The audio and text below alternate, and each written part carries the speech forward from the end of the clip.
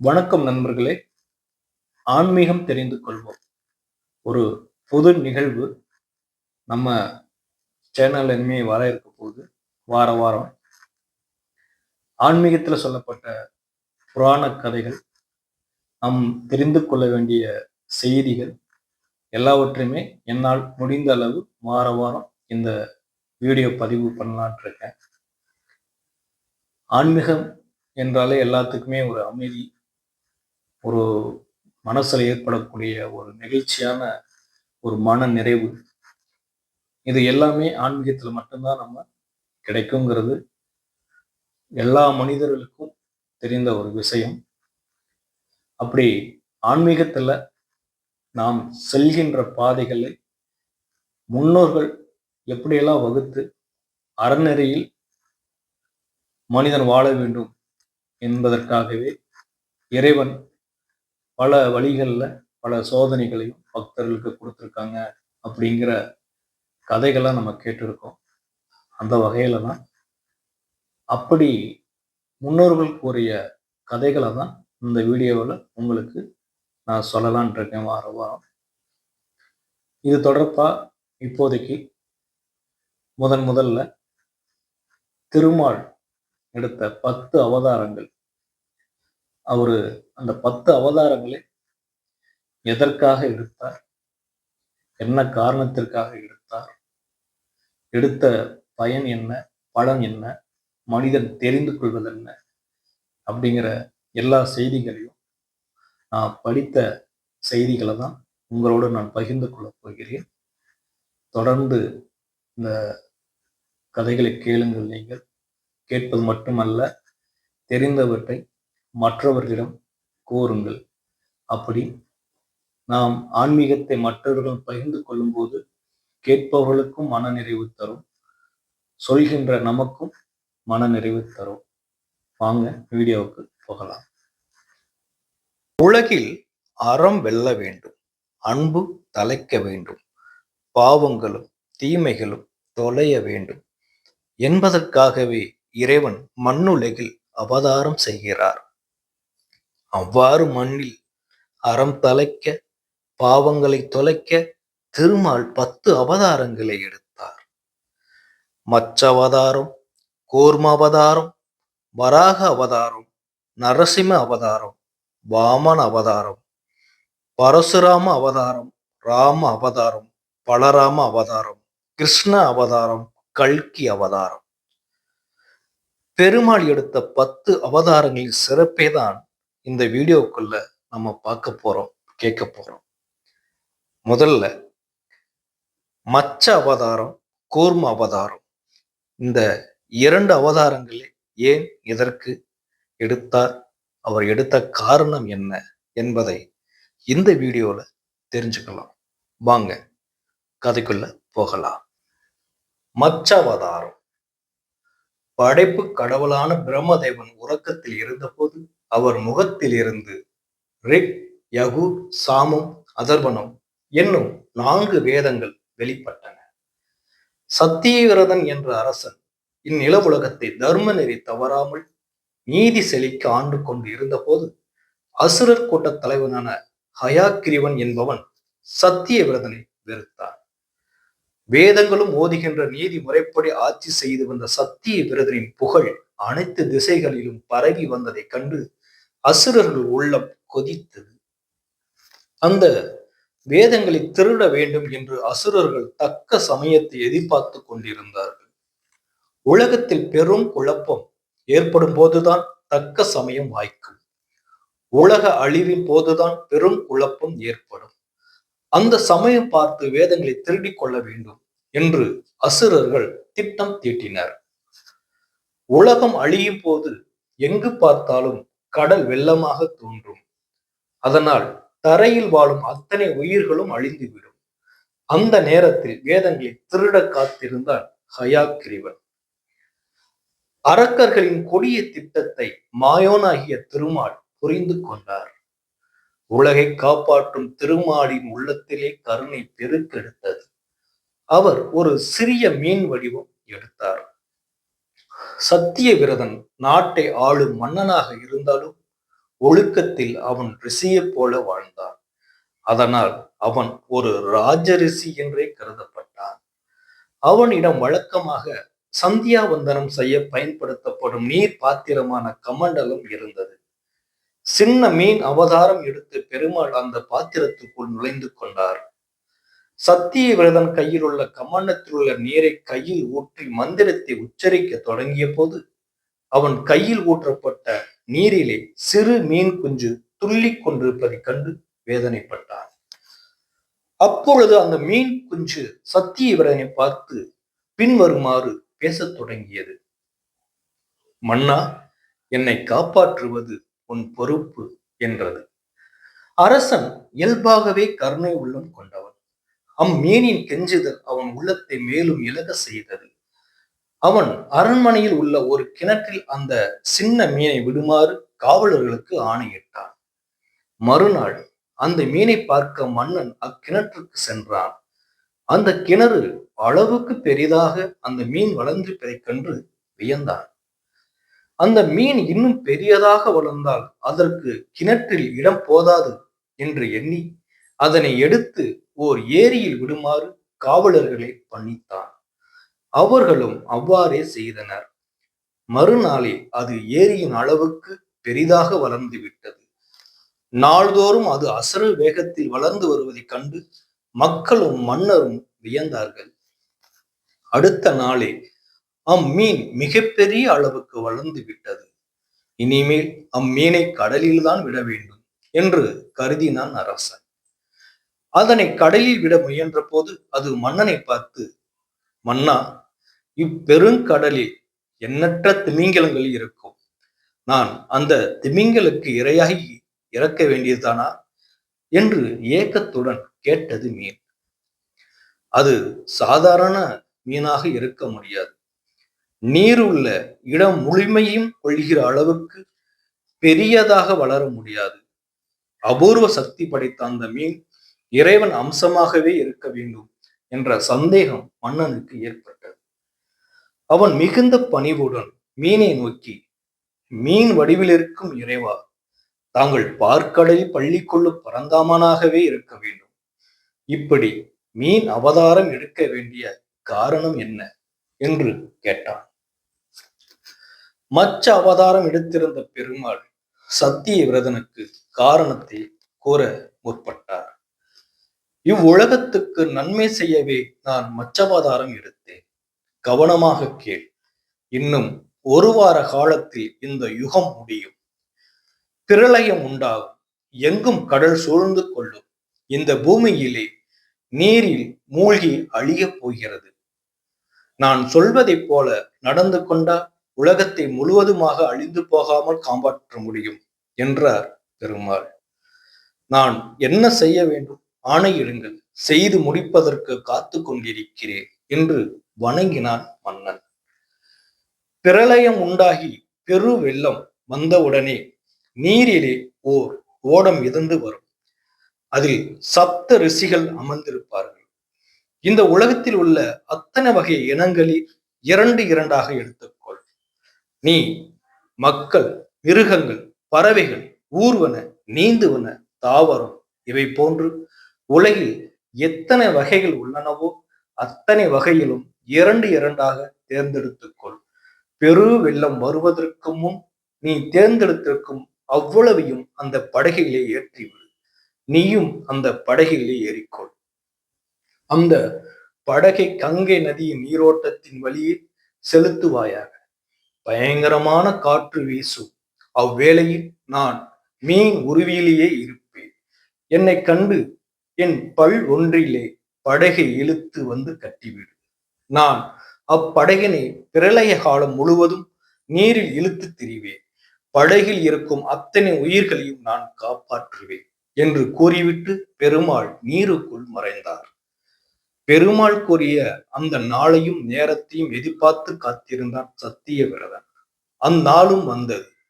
எங்கும் ஒரே வெள்ளக்காடானது. நிலப்பகுதியே கண்ணுக்கு தெரியவில்லை.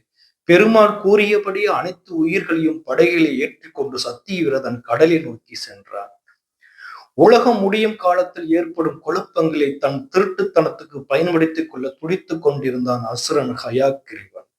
உடனே 4 வேதங்களையும் திருடிக் கொண்டு கடலுக்கு அடியில் சென்று ஒளிந்து கொண்டார். உடனே பெருமாள் தன் மீன் உருவிலேயே கடலுக்கு அடியில் சென்று ஹயாக்கிரீவனுடன் போரிட்டார். கடுமையான போரின் இறுதியில் ஹயாக்கிரீவன் அழிந்தான். வேதங்களை வெற்றிகரமாக மீட்டார் பெருமாள். சத்திய விரதன் படகோடு கடலில் சேர்வதற்கு முன்பாகவே பெருமாள் அந்த அசுரனை வதம் செய்து விட்டார். சத்திய விரதனின் அபாய குரல் திருமாலின் திரு செவிகளில் ஒலித்தது. மீன் உருவிலேயே அப்படகை நோக்கி சென்று அப்படையில் உள்ள அத்தனை வகை உயிர்களையும் அழியாமல் காப்பாற்றி விட்டார் பெருமாள். வேதங்களை சத்திய விரதன் கொடுத்து அவனுக்கு அருள் புரிந்தார். பரந்தாமனின் திருவருளை பெற்ற சத்திய விரதன் மனுவுக்கு மனித குலத்திற்கு அதிபதியாகவும் அழைக்கப்பட்டார். சத்திய விரதன் அப்படகினை கடலிலிருந்து கங்கை நதி வழியே தன் நாட்டிற்கு செலுத்தினார். அனைத்து உயிர்களும் பொருட்களும் நாளடைவில் பெருகின. வேதங்களின் முறைப்படி தானமும் தர்மமும் பூமியில் தழைக்கத் தொடங்கின. ஹயாக்கிரியவன் என்னும் கொடிய அசுரனை ஒழித்து வேதங்களை காக்கவும் பெரு வெள்ள காலத்தில் உலகம் முழுமையும் அழித்து போய்விடாமல் இருக்கவும் திருமால் மச்சவாதாரம் எடுத்தார். மச்சம் என்றால் மீன். புது உலகில் நியாயமும் நேர்மையும் அசுரர் பயமின்றி செழித்தன. இதுவே திருமால் எடுத்த மச்ச அவதாரத்தின் காரணங்களும் காரண விருத்திகளும் பலன்களும் பயன்களும். அடுத்து கும அவதாரம். துர்வாச முனிவர் சிறந்த தவ வலிமை படைத்தவர், ஆனால் மிகுந்த கோபக்காரர். அவர் ஒரு முறை மகாலட்சுமியை கண்டு வணங்கினார். திருமகள் மனமகிழ்ந்து அவருக்கு ஒரு மாலையை பரிசாக அளித்தார். அதனை பெற்றுக்கொண்டு துர்வாச முனிவர் வந்து கொண்டிருந்தார். அப்பொழுது எதிரில் தேவேந்திரன் ஐராவதம் என்ற தனது யானை மீது அமர்ந்து வந்து கொண்டிருந்தார். துர்வாச முனிவர் தேவர்களின் தலைவனாகிய இந்திரனுக்கு மரியாதை செய்ய எண்ணினார். உடனே திருமகள் தனக்கு அளித்த மாலையை தேவேந்திரனிடம் கொடுத்தார். தேவேந்திரன் தனது வலிமை சிறப்பால் ஆணவம் அடைந்திருந்தான். அவன் துர்வாச முனிவர் தனக்கு தந்த மாலையை வாங்கி கழுத்தில் அணிந்து கொள்ளாமல் அதனை யானையின் மந்தகத்தில் வைத்தார். யானை தன் துதிக்கையால் அதனை எடுத்து கீழே போட்டு மிதித்து விட்டது. அதனை கண்ட துர்வாச முனிவர் பெரும் கோபம் கொண்டார். உடனே அவர் தேவேந்திரனை நோக்கி, தேவர்கள் தாம் பெற்ற வலிமையும் சிறப்பையும் இழக்க கடவர் என்று சாபமிட்டார்.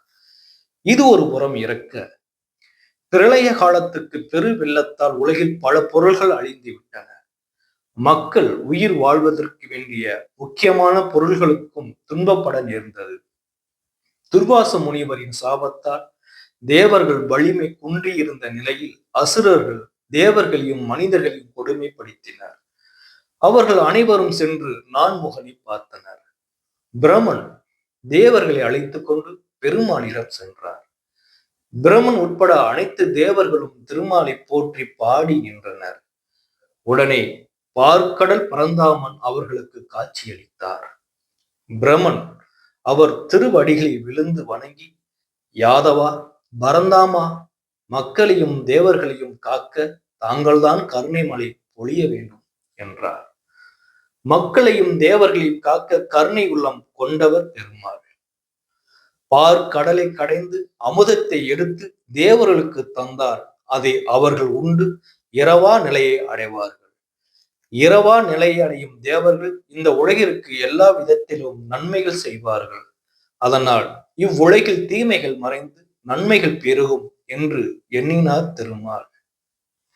கொடிய குணம் அசுரர்கள் அழியாமல் வாழ்வார்கள். ஆனால் அவர்களால் உலகத்தில் மேலும் அழிவுகள்தான் பெருகும். எனவே பெருமாள் தேவர்களுக்கு அமுதம் அளிக்க முடிவு செய்தார். தேவர்களும் அசுரர்களும் இணைந்து பார்க்கடலை கடைய வேண்டும். அதில் இருந்து கிடைக்கும் அமுதத்தை உலக மக்கள் நன்மை அடையும் வழியை நான் செய்கிறேன் என்று தேவர்களிடம் கோரினார் திருமால். தேவர்கள் அசுரர் தலைவனான பலியை சந்தித்து கடலை கடைய ஒத்துழைக்கும்படி கேட்டனர். அவனும் சம்மதம் தெரிவித்தான். அசுரர்களும் தேவர்களும் சேர்ந்து மந்தார மலையை அடியோடு பெயர்த்தெடுத்து கொண்டு பார்க்கடலுக்கு சென்றனர்.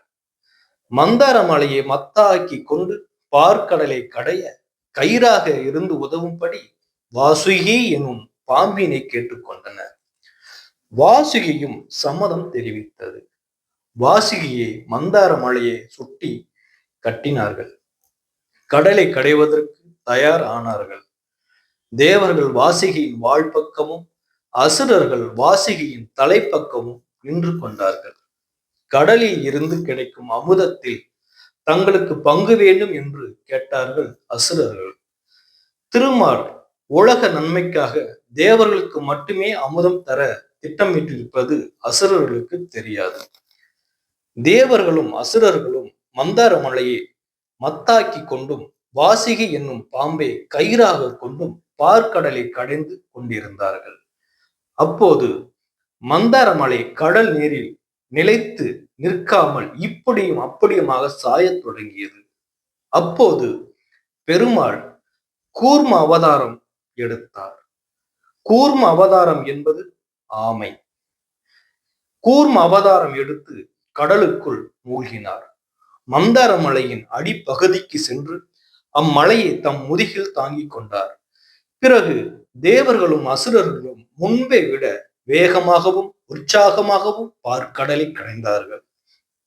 இந்நிலையில் வாசுகிக்கு கடுமையான வலி ஏற்பட்டது. அதற்கு மூச்சு திணறியது. அது மூச்சை இழந்து வெளிப்பட்ட காற்று அதிக வெப்பமாக இருந்தது. வாசுகி விட்ட உஷ்ண காற்றின் கடுமை அசுரர்களால் தாங்கிக் கொள்ள முடியவில்லை. வலியின் கொடுமை அதிகமாகவே வாசுகி விஷத்தை கக்கியது. அது மிகவும் கொடிய விஷம் என்பதால் அதற்கு ஆழகால விஷம் என்று பெயர். கொடிய விஷத்தின் கடுமைக்கு தேவர்கள் பயந்து ஓடிச் சென்று சிவபெருமானை அடைக்கலம் அடைந்தனர். கருணை வெள்ளம் பொங்கும் சிவபெருமானே, ஆழகால விஷத்தின் கொடுமை எங்களை வாட்டுகிறது. அதிலிருந்து நீங்கள்தான் எங்களை காப்பாற்ற வேண்டும் என்று கூறி சிவபெருமானின் திருவடிகளில் விழுந்து வணங்கினார்கள். சிவபெருமான் தேவர்களை பார்த்து, தேவர்களே, நீங்கள் சிறிதும் பயப்பட வேண்டாம். அந்த ஆழகால விஷத்தை நானே குடித்து உங்களை பாதுகாப்பேன் என்று உறுதியளித்தார். சிவபெருமான் தம் இணையலான சக்தியால் அந்த விஷத்தை ஒன்று திரட்டி அதனை தம் திருவாயில் போட்டு விழுங்கினார். இதனால் தம் கணவருக்கு ஏதேனும் தீங்கு நேருமோ என்று பயந்த உமாதேவியார் சிவபெருமானின் கண்டத்தில் தம் திருக்கையை வைத்தார். அந்த விஷம் கண்டத்திலேயே தங்கிவிட்டது. அதனால் அவர் கழுத்து பகுதி நீல நிறமாக மாறிவிட்டது. எனவே சிவபெருமானுக்கு திருநீலகண்டன் என்ற பெயரும் ஏற்பட்டது. ஈசன் விஷத்தை உண்டபோது சிதறிய சிறு துளிகளால் தேல் முதலிய உயிரினங்கள் உலகில் தோன்றின. இப்பொழுது விஷத்தை பற்றிய பயம் நீங்கி விட்டது. பிறகு தேவர்களும் அசுரர்களும் முன்பு போலவே பார்க்கடலை கடையத் தொடங்கினார்கள். பார்க்கடலிலிருந்து முதலில் காமதேனு என்னும் பசு வெளிப்பட்டது. முனிவர்களின் வேள்விக்கு தூய்மையாக விளங்கும் பொருட்டு அதனை அவர்கள் எடுத்துக்கொண்டார்கள். அடுத்து உச்சை சிரவம் எனும் வெள்ளை குதிரை வெளிப்பட்டது. அதனை அசுரர் தலைவனான பழி சக்கரவர்த்தி தனக்கு வேண்டும் என்று எடுத்துக்கொண்டார்.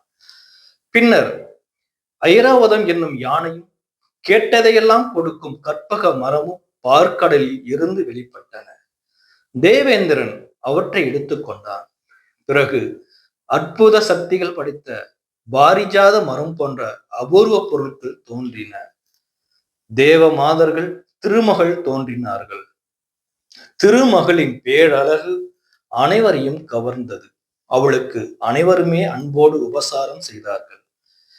திருமகள் தன் திரு கைகளில் மாலை ஏந்தி தனக்குரிய கணவனை தேர்ந்தெடுக்க முற்பட்டாள். அவள் பெருமாளை நாடியே மாலையிட்டாள்.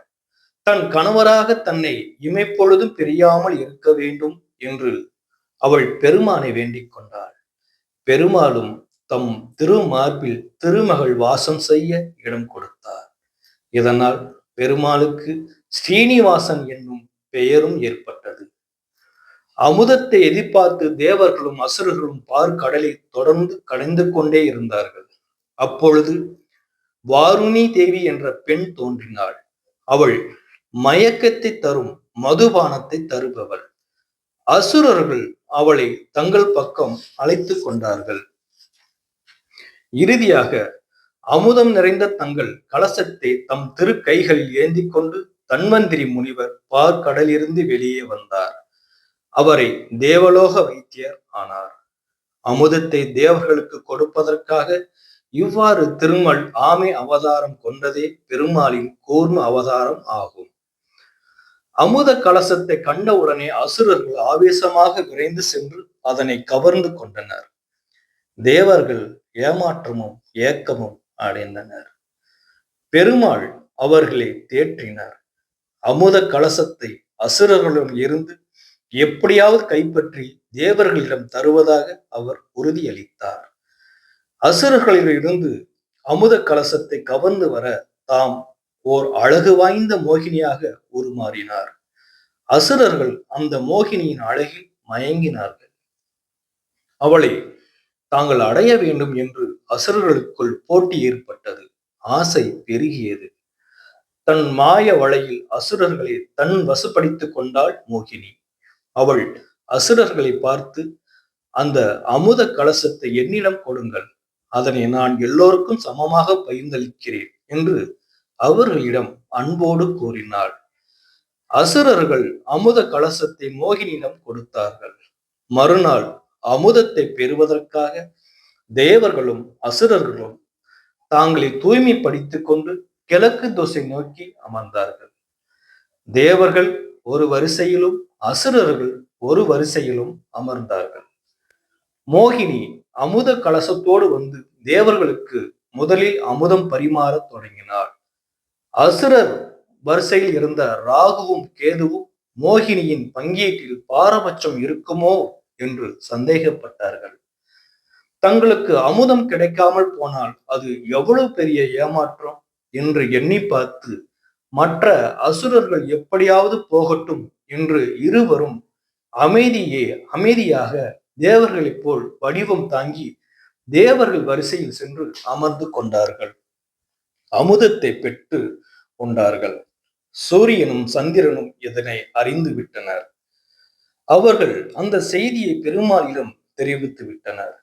பெருமாள் பெரும் கோபம் கொண்டார். தம் சக்கராயுதத்தை ஏவினார். ராகு கேது தலைகள் அறுபட்டன.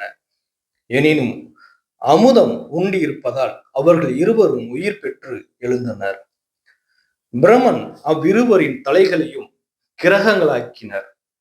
தங்களை காட்டிக் கொடுத்த சூரியனையும் சந்திரனையும் ராகு கேது விழுங்குவதற்கு காரணம் அதுதான் என்று புராணம் கூறுகிறது. கேதுவுக்கு மனித உடலும் பாம்பு தலையும், ராகுவுக்கு மனித தலையும் பாம்பு உடலும் அமைந்திருந்தன. அசுரர்களுக்கு அமுதத்தை தராமல் முழுவதையும் தேவர்களுக்கே பரிமாறிவிட்டு உருமாறினாள் மோகினி. அந்நிலையில்தான் தாங்கள் மோசம் போய்விட்டதை புரிந்து கொண்டனர் அசுரர்கள். இதனால் தேவர்களுக்கும் அசுரர்களுக்கும் கடுமையான போர் நடந்தது. அப்போது நாரதர் அங்கு வந்தார். இரு தரப்பினருக்கும் ஆறுதல் கூறி அமைதி உண்டாக்கினார். திருமால் மோகினி வடிவில் தேவர்களுக்கு அமுதம் அளித்த செய்தியை கேள்வியுற்றார் சிவபெருமான். அவர் உடனே மோகினியை காண விரும்பினார். பார்வதி தேவியரோடு பயணமானார். ஒரு சோலையில் மோகினியின் எழிலை கண்டார் சிவபெருமான்.